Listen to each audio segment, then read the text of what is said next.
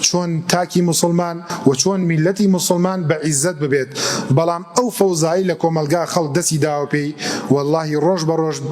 بێعیزەترە بین و زەلیل ئەبین و دوژمنیش زاڵە بێ بەسەرمانە هەتا نەگەڕێینەوە بۆ دینی خوا و ڕەسوولی خوا صلی الله علیه وسلم فەرمێتی خوای پەروەردگار زەلیلیەکتان بەسەرا زاڵەکات لا ينزعه لا ينادى حتى ترجعوا إلى دينكم هەتا نەگەڕێنەوە بۆ دینەکەتان خوا زەلیلە لا نادا بۆیە لە نەفسی خۆتا لە ماڵ و مناڵتەوە دەست پێ بکە لە نەفسی خۆتەوە دەست پێ بکە هەز بە هەر زەلیلیەکەی بەڕێزان خەڵکێکی زۆرێ چێتە مەجلیسانێکەوە خۆشی بۆ خۆی زانێ و مەجلیسە مەجلیسی بێعیزەتیە خۆتان مەیەڵنەوە لەو مەجلیسانە نانتان بەسەر ساجی کەسەوە دامەنێن خۆتان ساجتانەیە مەیەڵن کەس بخوڕێ بەسەرتانە بۆ خۆتان پیاو بن و مرد بن